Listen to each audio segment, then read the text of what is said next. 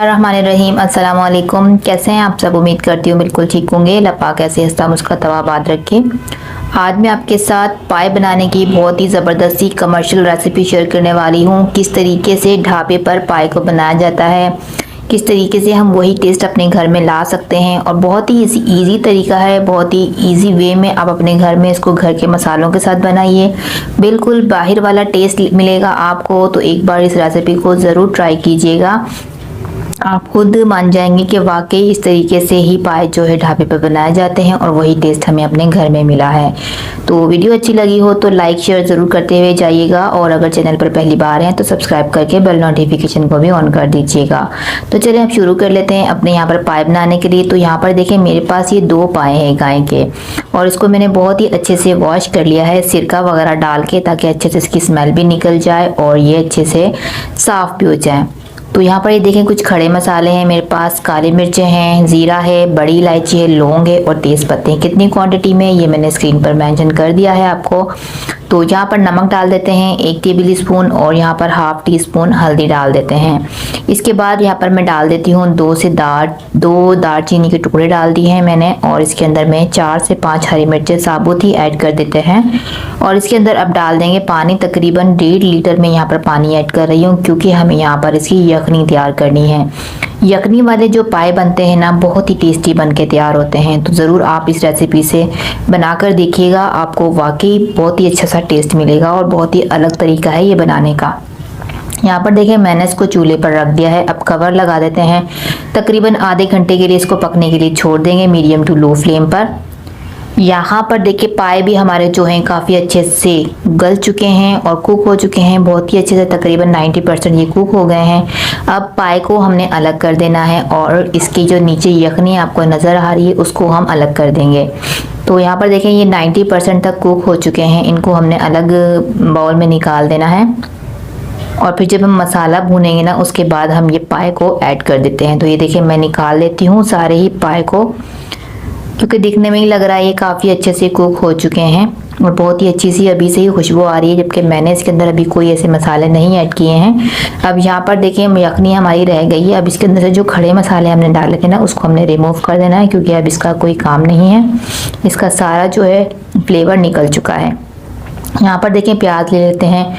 तो दोनों ही प्याज हमें चाहिए, ब्राउन की भी प्याज चाहिए हमें और कच्चा प्याज भी चाहिए। तो 2 प्याज को मैंने ब्राउन कर लिया है, और 2 प्याज मेरे पास यहाँ पर ग्रेट है, बारीक करके हमने उसको चॉप कर लेना है, या फिर आप ग्रेट कर लें।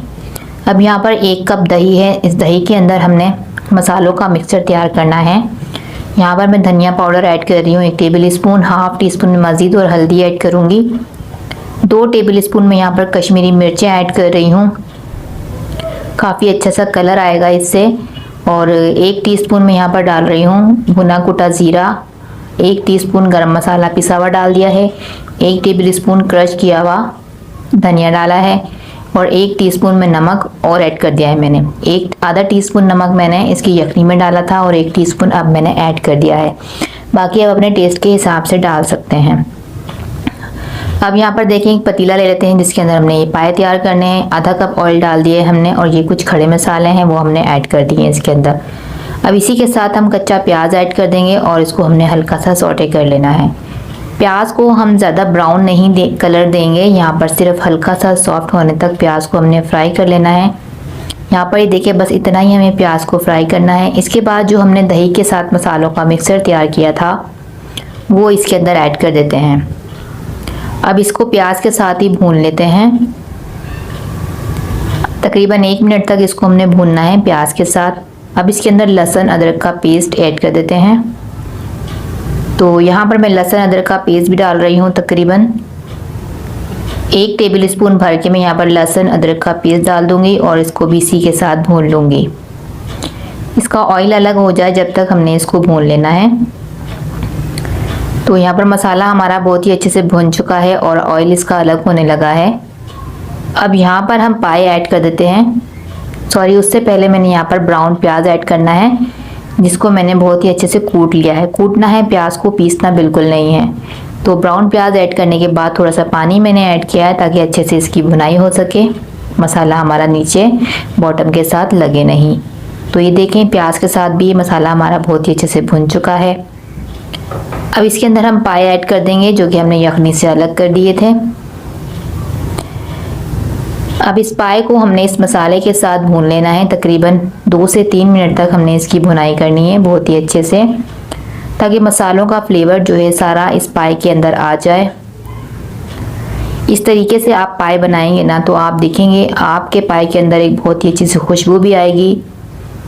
ढक्कन खुलते ही आपका किचन महक जाएगा, इतनी ज़बरदस्ती इसकी खुशबू आएगी और खाने वाले का दिल चाहेगा कि अभी हमें ये मिल जाए।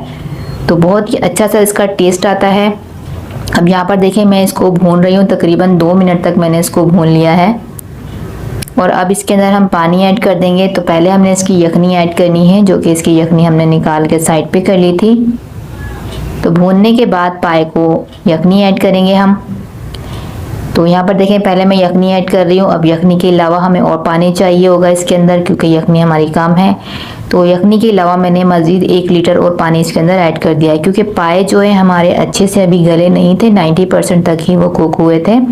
अब बाकी के 10% वो हम इसके अंदर कुक कर लेंगे इस पानी के अंदर, और जो इसका शोरबा बनेगा वो भी इसी में बन जाएगा। तो इसको मज़ीद पका लेते हैं। अब इसको कवर करते हैं। कवर करने के बाद मज़ीद मैं इसको पकाऊंगी मीडियम टू लो फ्लेम पर। तकरीबन 15 से 20 मिनट के लिए इसको मैं पकाऊंगी। और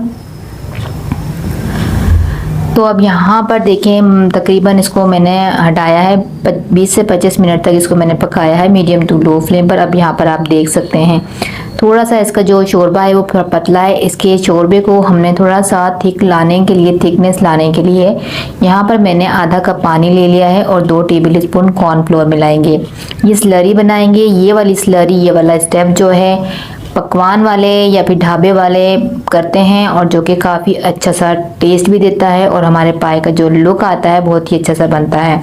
तो इस स्लरी को हम इसके अंदर ऐड कर देते हैं। पाए के अंदर थोड़ा थोड़ा कर कर हम इसको ऐड करते जाएंगे और इसको चलाते जाएंगे। बहुत ज़्यादा थिक नहीं होता है इस साइज़ की इसकी ग्रेवी, इसकी शोरबा जो है बहुत ज़्यादा थिक नहीं होगा, बिल्कुल हल्की सी इसमें थिकनेस आएगी जो कि काफ़ी अच्छी लगेगी। तो इस तरीके से देखें इसके अंदर सिर्फ 2 ही टेबल स्पून मैंने डाला था कॉर्नफ्लोर। बहुत ज़्यादा मत डालिएगा वरना फिर वो ख़राब हो सकते हैं आपके पाए।